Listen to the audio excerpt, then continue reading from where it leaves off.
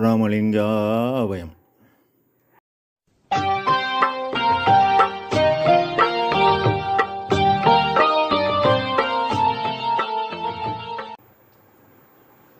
அருட்பெரும் ஜோதி அருட்பெரும் ஜோதி தனிப்பெரும் கருணை அருட்பெரும் ஜோதி எல்லா உயிர்களும் இன்புற்று வாழ்க, வள்ளல் மலரடி வாழ்க வாழ்க.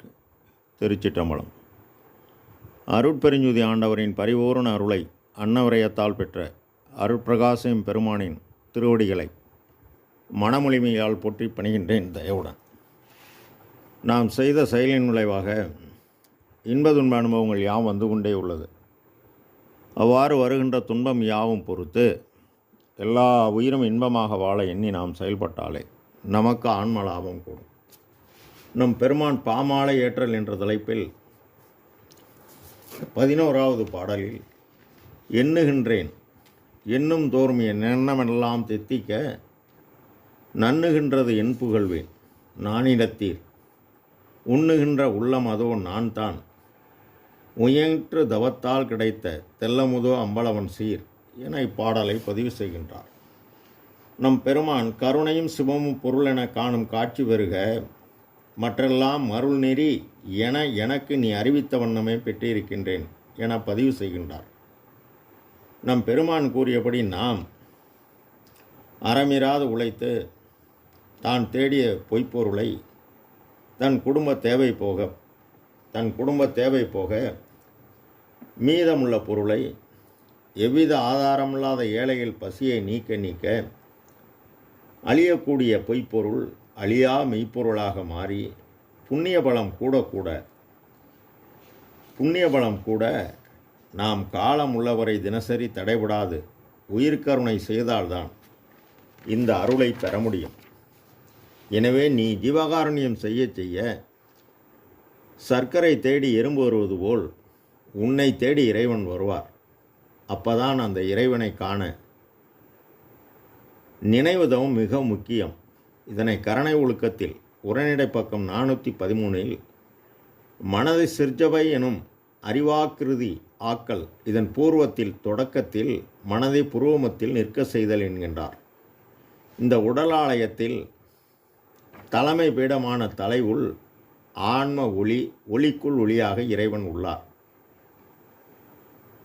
இதனை உயிருள் யாம் எம்முள் உயிர் இவை நீ உணர்ந்து உயிர்நலம் பரவுக எனவும் உயிரலாம் பொதுவில் உளம்பட நோக்குக செயரலாம் விடுகன செப்பிய சுகமை எனவும் தன் இறை அனுபவத்தை பதிவு செய்கின்றார். இந்த உள்ளொளி ஓங்கினால்தான் உயிரொளி விளங்கும். இந்த உள்ளொளி ஓங்க உயிர்கருணை மிக மிக அவசியம். அதனால்தான் நம் பெருமான் என்னை ஏறான் நிலைமிசை ஏற்றியது தயவு என்கிறார். தயவுடன் கூடிய அன்பு மிகுந்தால் அருளாகி உள்ளொளி ஓங்கி உயிரொளி விளங்க, அவ்வாறு விளங்கும்போது அறிவினில் ஓர் அறிவு உண்டாகி உலகறிவு கடந்து அருளறிவு பெற்று ஆன்மறிவை கொண்டு தன் தலைவனை தன்னுள் காண நம் பெருமான் உன்னை பார் உன்னுள்ளே என்னை பார் ஊரை பார்த்து ஓடி உழையாதேடி அம்மா என்கின்றார். அவ்வாறு நாம் நம் தலைவனை நம்முள் காண எண்ணிய எண்ணங்களெல்லாம் நிறைவேறி எண்ணமெல்லாம் தெத்திக்கும் என்னை நெருங்கி என்னுடன் கூடியதை என் புகழ்வேன் என்கின்றார். நீண்ட உலகத்தில் வாழ்கின்ற மாந்தர்களே உண்ணுகின்ற அந்த நினைவு யாவும் எனக்கு இறை அனுபவமாக்கி முயற்று தவத்தால் கிடைத்த தில்லமுது. நம் பெருமான் ஜீவகாருண்ய ஒழுக்கமே தவம் என்கின்றார்.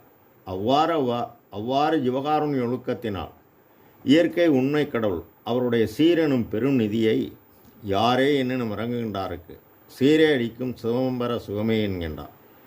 அவ்வாறு யாரே என்னெனும் இறங்குகின்றாருக்கு உள்ளொளி ஓங்கி உயிரொளி விளங்கி வெள்ளொளி ஆகிய பேரொளியை அவர் காட்டியவுடன் இந்த உடல் தன்னையே எனக்கு தந்தருளொளியால் வேதியியல் மாற்றம் செய்து சுத்தப்பிரண தேகத்தை இறைவன் அமுது ஊட்டி ஒளிதேகமாக மாறி அந்த தேகம் எக்காலத்தும் எவ்விடத்தும் எவ்வளமும் எவ்விதத்தும் தடைபடாத பேரின்ப வாழ்வாகும்.